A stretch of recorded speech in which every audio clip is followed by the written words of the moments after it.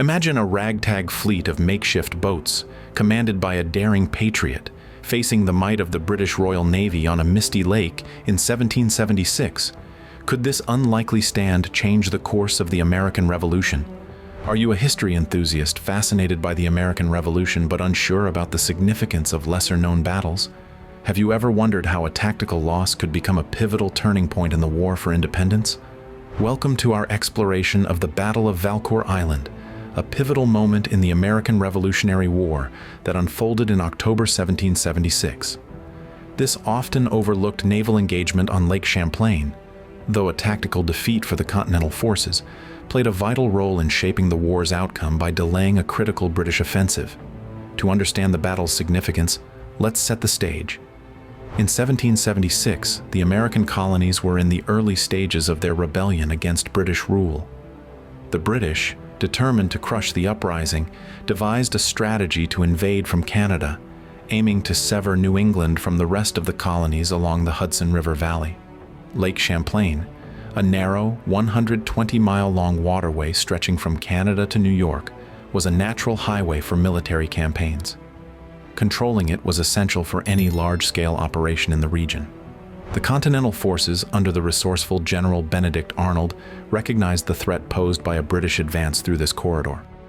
Arnold, celebrated for his bold capture of Fort Ticonderoga in 1775, was one of the Continental Army's most dynamic leaders at this stage of the war. With no formal naval training, he took on the monumental task of creating a fleet to challenge the British on Lake Champlain, a feat that required ingenuity and relentless determination. With scarce resources, Arnold's men built a fleet of 15 vessels, including galleys, gondolas, and schooners, at Skenesboro, modern-day Whitehall, New York. These ships, such as the Royal Savage, Congress, and Trumbull, were small, lightly armed, and manned by inexperienced crews, farmers, merchants, and militiamen rather than seasoned sailors. In contrast, the British Royal Navy boasted larger, better-equipped ships and professional crews. Despite this disparity, Arnold's fleet was the only barrier preventing a British sweep down Lake Champlain. On October 11, 1776, the British fleet, led by Captain Thomas Pringle under the strategic command of General Guy Carleton, encountered Arnold's forces near Valcour Island, a small wooded landmass on the western side of Lake Champlain.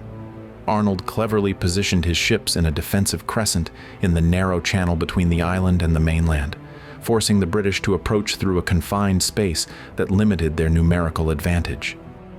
The British fleet, comprising 25 vessels, including the formidable HMS Inflexible, 18 guns, the schooner Carleton, and numerous gunboats, held a significant edge in firepower and maneuverability. The Inflexible alone was a converted merchant ship, heavily armed and designed for dominance on inland waters. As the battle began, cannon fire echoed across the lake, with the British unleashing a barrage that tested the resilience of Arnold's fleet. The Continental forces fought valiantly.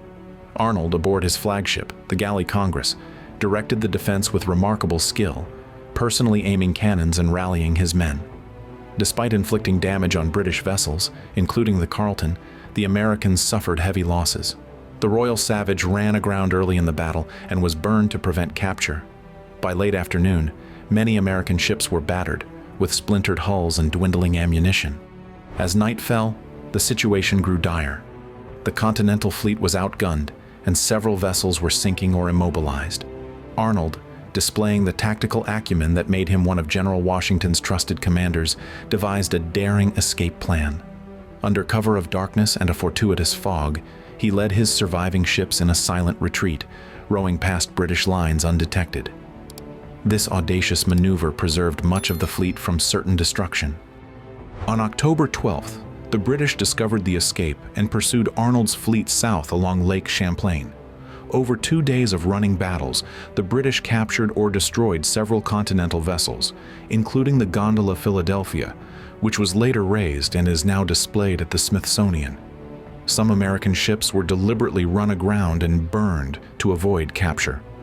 By October 13th, only a handful of vessels remained. In a final act of defiance, Arnold grounded his remaining ships, including the Congress, in a small bay near Buttonmold Bay, set them ablaze, and led his men overland to Fort Ticonderoga. Tactically, the Battle of Valcour Island was a British victory. They destroyed or captured most of the Continental fleet, suffering minimal losses themselves.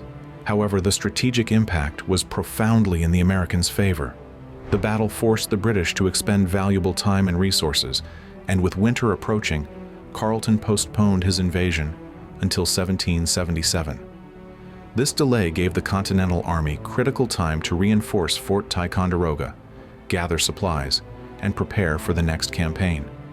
The battle also had a significant psychological impact. Arnold's defiance against overwhelming odds boosted American morale, proving that the Continental forces could challenge the British Navy, long considered invincible. Reports of the battle spread through the colonies, inspiring patriots and demonstrating the value of resilience in the face of adversity. The Battle of Valcour Island underscored Lake Champlain's strategic importance. As a vital artery for military operations, its control shaped both American and British strategies throughout the war.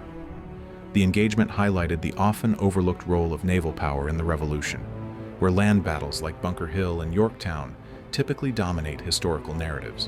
In 1777, when General John Burgoyne launched the British invasion delayed by Valcour Island, the Continental forces were better prepared. The time gained allowed General Horatio Gates to strengthen defenses and gather intelligence, contributing to the decisive American victory at Saratoga. This triumph convinced France to enter the war as an American ally, shifting the conflict's momentum. Without the delay caused by Valcour Island, the Saratoga campaign, and perhaps the entire war, might have unfolded differently. The battle exemplifies the ingenuity of the early Continental forces. With limited resources, they constructed a fleet from raw timber and untrained crews, challenging a global naval power. It also highlights Benedict Arnold's complex legacy. Though his later treason at West Point tarnished his name, his leadership at Valcour Island was lauded by contemporaries, including British officers who admired his tenacity. Valcour Island also reveals the nuanced nature of victory and defeat in warfare. While a tactical loss, its strategic benefits were undeniable. It reminds us that individual battles must be viewed within the broader context of a conflict, where delays and morale boosts can outweigh immediate outcomes. The Battle of Valcour Island stands as a testament to the sacrifices, ingenuity, and strategic foresight that defined the American Revolution. It invites us to reconsider the overlooked moments that shaped a nation, revealing the resilience of those who fought for independence against daunting odds. Thank you for watching, and please don't forget to watch our future historical videos.